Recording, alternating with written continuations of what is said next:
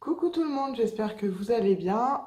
Euh, je teste dans ma maison, savoir où c'est mieux pour filmer. J'espère que vous m'entendez bien, faudra me le dire, parce que moi, au montage, en fait, j'entends pas pareil. Donc aujourd'hui, je reviens pour une vidéo sur l'implant contraceptif, parce que j'ai fait une vidéo il y a 2 ans et j'ai encore beaucoup de questions aujourd'hui. Et du coup, ben, je voulais essayer de... C'est pas vraiment répondre aux questions parce que ça, je le fais en fait dès que j'ai un commentaire, j'essaye de répondre aux questions. Et donc c'est soit j'ai des questions, soit ce sont des gens qui ont eu une mauvaise expérience. À savoir que je suis pas du tout médecin, je suis juste une personne qui a un implant. Donc je peux vous dire par rapport à mon ressenti. Donc j'ai fait des recherches et je vais vous lire en fait ce que j'ai trouvé sur l'implant tout simplement. Et après, ben, si vous avez vraiment des questions d'ordre de santé, je pourrais vraiment pas y répondre. Là, j'ai pas fait études de médecine, je suis désolée. Je veux bien aider, mais j'avais une question qui est pas mal revenue. Enfin, qui est pas mal revenue. On m'a demandé si on pouvait tomber enceinte sous l'implant. Alors, normalement, non. Donc en fait, l'implant est fiable à 99,9%. Ce qui, si je dis pas de bêtises, hein, je prends ma petite feuille, ouais, 99,9%, ce qui est plutôt pas mal. Ça a été mis en place en 2000, donc ça fait... Oh, j'ai peur que ça tombe. Ça fait 19 ans quand même que ça existe. J'ai eu une personne là dernièrement qui m'a parlé, qui a eu elle des soucis. Et bon, bah, je crois qu'elle veut porter plainte contre son médecin. Je sais pas ce que ça va donner, sincèrement, je pense pas que ce soit un... que ça va être pris en... Enfin, comment dire? Que ça va être... Pourquoi je refuse mes mots? Je pense pas que ça va être considéré comme une erreur médicale, en fait. Parce que la contraception, c'est vous qui la choisissez, c'est pas quelqu'un qui vous l'impose. Et ensuite, effectivement, si ça a été mal posé, je sais pas du tout comment ça peut se passer, parce que là, la personne, vous pouvez aller voir hein, dans les commentaires de mon ancienne vidéo, elle m'a dit que son bras avait gonflé, avait doublé de volume, et que du coup, elle était en invalidité de travail, et qu'en plus, elle avait 6 enfants. Bon, bah ça, après, ça ne nous regarde pas, mais chacun a sa vie, je veux dire qu'on ait des enfants ou pas, effectivement, quand on a un bras qui est invalide, on peut faire beaucoup moins de choses. Donc par rapport à tout ce qui est erreur médicale, à part aller voir un avocat ou appeler des juristes, ou je pourrais pas trop non plus vous renseigner. Toi, j'ai l'impression qu'il y a un bon contre-jour là ou...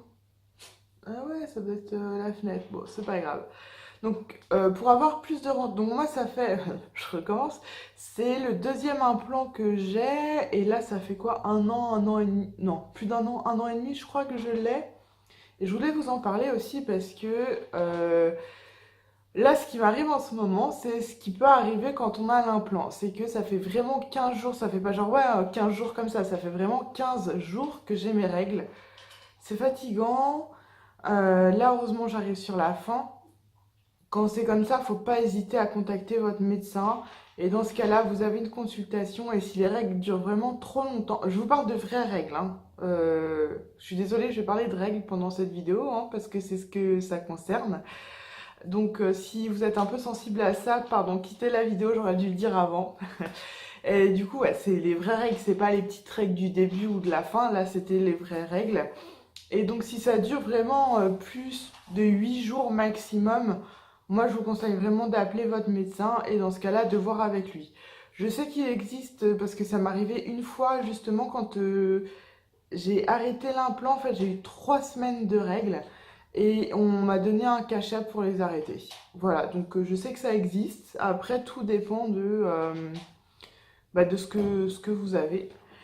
Euh, donc en fait, voilà, je vais vous dire directement les... J'ai ma feuille, hein, vous voyez, j'ai tout noté. Donc en fait, effectivement, dans les inconvénients, ça peut être la fluctuation des règles. Donc moi, ça m'arrive du coup de pas avoir de règles pendant 2, 3, 4 mois. Après, je peux avoir ce qu'ils appellent des spottings, je crois. C'est comme des petits saignements. En fait, si vous voulez, la paroi utérine, elle se réduit.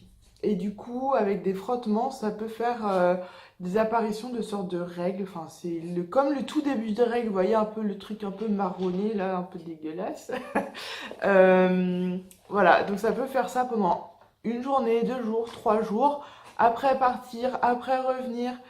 Je sais qu'en général, moi j'aime bien ce mode parce que en général, j'ai pas mes règles, ou alors ça dure 2 3 jours et puis tellement petit que ça m'embête pas.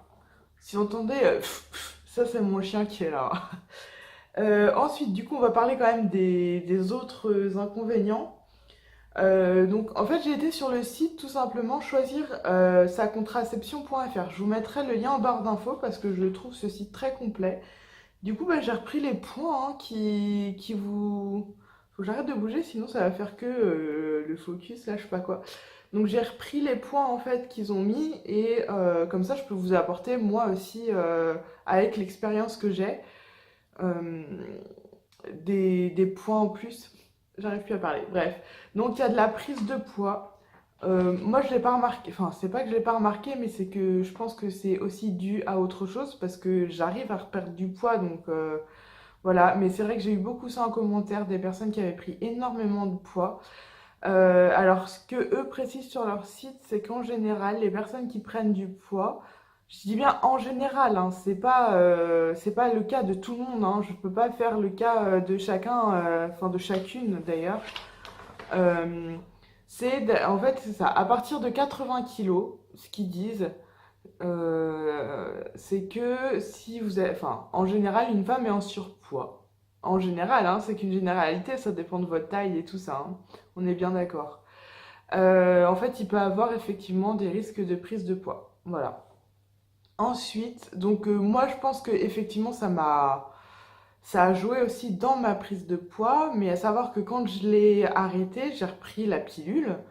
Et j'ai pas du tout eu changement de poids. Donc ça dépend vraiment là des personnes et de votre hygiène de vie. Après, il y a l'apparition de l'acné. Alors, je trouve que c'est surtout en lien aussi avec la prise de poids parce que quand j'étais beaucoup plus mince, pourtant j'ai eu vraiment de l'acné quand j'étais plus jeune. J'ai dû faire 2 cures de cure acné. Je vous laisse regarder ce que c'est. C'est un peu comme le roi cutane, mais le générique, je crois, ou un truc comme ça. Et du coup, pour moi, quand on a de la prise de poids, on a un peu un dérèglement hormonal, ce qui fait qu'on a de l'acné qui peut revenir. Donc, j'ai souvent des boutons dans le dos, sur le visage un petit peu, sur le visage, je sais pas, et j'en ai sur le plastron, on dit pas ça pour les humains, mais juste entre la poitrine et la gorge en fait, hein, au niveau des colliers. Ouais, je crois que c'est le plastron tout simplement. Donc ça m'arrive d'avoir de l'acné, voilà. Donc sachant que c'est quand même possible de traiter l'acné aussi. Ça, c'était les inconvénients. Cette vidéo va être un petit peu longue parce que je trouve ça important d'en parler. Je sais pas si dans les écoles on en parle beaucoup. Je pense qu'on doit parler de la contraception en général. Là, moi, je vous parle plutôt de l'implant parce que c'est ce que j'ai. La pilule, je vous en fais pas trop une vidéo parce que ça fait tellement, tellement et tellement d'années que ça existe que vous pouvez trouver des...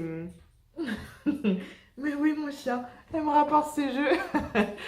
Ça fait tellement d'années que ça existe que là, vraiment tout le monde est à peu près au point là-dessus. Ou alors vous demandez à votre médecin, enfin, voilà. Donc pour les avantages, c'est discret, pose et retrait facile, pas de fili particulier. Voilà, donc par rapport à ça, le fait que ça soit discret, oui, c'est posé dans le bras. Je sais pas si je peux vous montrer le mien. Bon, par contre, moi, comme j'ai grossi, en fait, le premier, elle me l'a posé. Oula! Salut!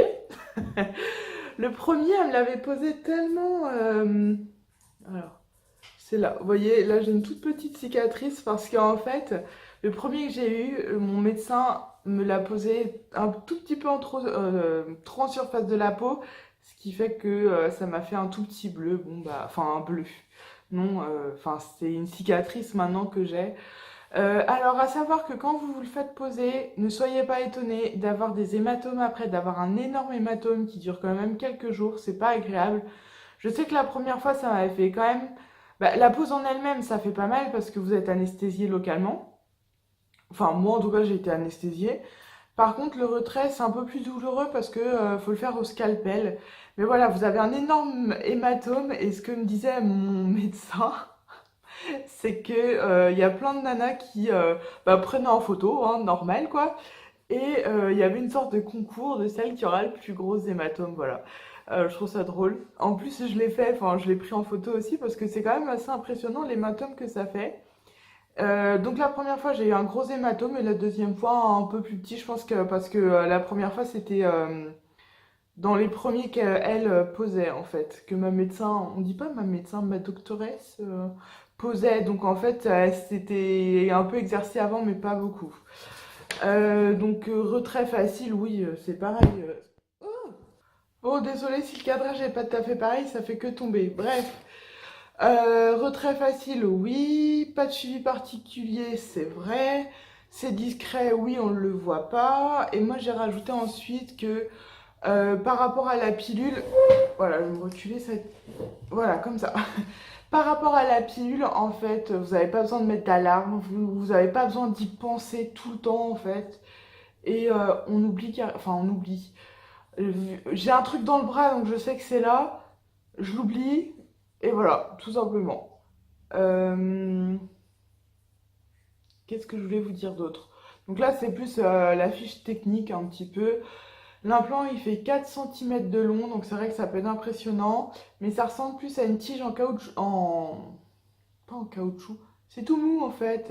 Voilà, ça fait 2 mm de diamètre, donc c'est pas énorme.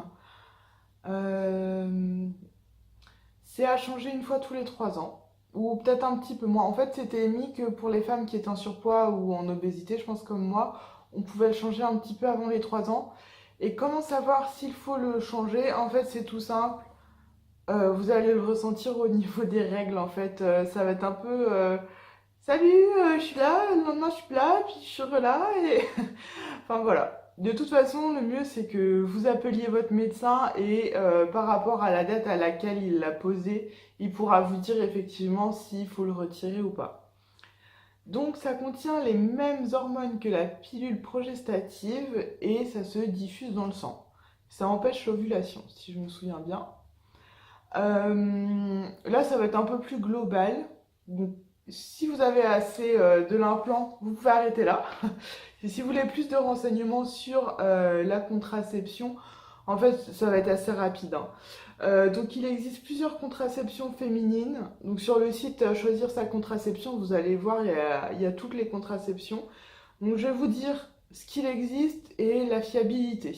Donc, l'implant, c'est fiable à 99,9. Le stérilet hormonal, 99,8.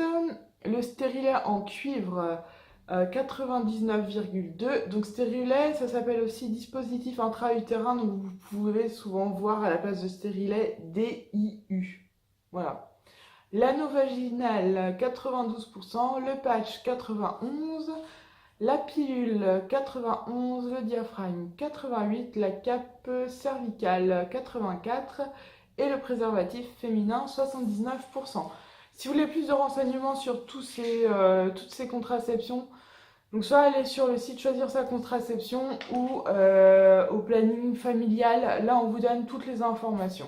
Donc pour savoir où il y a un planning familial, vous tapez sur internet planning familial et votre ville et je pense que vous allez trouver quelque chose ou alors dans votre collège ou votre lycée ou peut-être même votre fac ou enfin ou dans votre attends, je fais dans votre truc scolaire quoi. Euh, et ce par quoi j'aurais dû commencer et en fait par quoi je finis. Il y a 4 étapes. Enfin, sur le site, ils ont défini 4 étapes que je trouve en fait très intéressantes pour bien choisir sa contraception. Donc j'ai juste repris les points, hein, je vais pas vous mentir, je n'ai pas été inventer des choses. Donc il y a se poser des questions sur ses envies, ses besoins et son mode de vie. Effectivement, si vous êtes quelqu'un qui voyage beaucoup, quelqu'un qui a beaucoup d'activités sportives, quelqu'un qui est fatigué, eh ben vous allez privilégier plutôt un mode de contraception plutôt qu'un autre. Voilà. Il faut être au clair sur sa situation médicale et ses antécédents médicaux. Effectivement, hein, c'est quand même des hormones que vous vous mettez dans le corps et qui se diffusent. Donc, si vous avez des problèmes médicaux, de toute façon, normalement, votre médecin est censé être au courant. Et s'il n'est pas au courant, évidemment, il faut le mettre au courant. Parce que à cause de ça, s'il n'y a rien qui est dit, ben, ça peut mal se passer. Là, le troisième point, être conseillé par un professionnel de santé, c'est ce que je vous disais. Moi, là, j'ai pas vraiment de conseils à vous donner, hein, donc c'est vraiment ça. Faut aller voir, c'était mis un médecin, moi évidemment, un pharmacien. Après, vraiment, même dans les plannings familiaux, vous pouvez aller et ils vous donneront plein des prospectus et tout ça. J'ai jamais été, mais apparemment, c'est quand même plutôt bien. Et dernière chose, et là je pense que ça peut répondre aussi aux commentaires de la fille à qui malheureusement son bras a eu... enfin ça s'est mal fini quoi. Choisir en connaissance de cause la contraception la plus adaptée à sa situation. C'est vrai que pour beaucoup de jeunes filles ou de femmes, on n'est pas au fait de connaître toutes les contraceptions. C'est tout flou. De connaître toutes les contraceptions qui existent. Du coup, si vous dites à votre médecin, bah, je veux la pilule, bon, normalement, vous avez des examens médicaux, je crois, une prise de sang, ou je sais plus comment ça se passe. Enfin, bon, bref. Il faut savoir qu'en France, il existe vraiment, vraiment beaucoup de contraceptions et qu'il y en a forcément une qui vous convient. Et si vous pouvez pas en parler dans votre entourage, ou si c'est un sujet tabou en fait dans votre famille, parce que je peux aussi comprendre, hein, tout le monde n'est pas à l'aise avec ce genre de sujet, et ben maintenant il y a Internet, donc vous pouvez vous renseigner sur Internet. Et si vous voulez un rendez-vous avec un médecin à partir de 16 ans, je crois que vous pouvez y aller tout seul. Donc, pour moi, il n'y a pas quelque part de fausses excuses de bah je savais pas ce que ça pouvait entraîner, machin. Maintenant, avec tout ce qu'il y a, vous avez quand même la chance de pouvoir vous renseigner vraiment sur ce qu'est une contraception. Après, effectivement, pour savoir laquelle exactement vous correspond, je pense qu'au début, vous allez un peu vous tâter. C'est pareil, la pilule, il y a des femmes qui essayent une pilule, ça leur convient pas, elles changent de pilule. Et ben là, prenez ce qui culturellement vous correspond, ce qui médicalement vous correspond, ce qui intellectuellement vous correspond. Et n'hésitez pas à en parler autour de vous, en fait, pour avoir le plus d'avis possible. Je suis sûre qu'il y a plein de vidéos aussi sur YouTube, hein. Grâce à YouTube, on peut partager aussi ce genre de choses.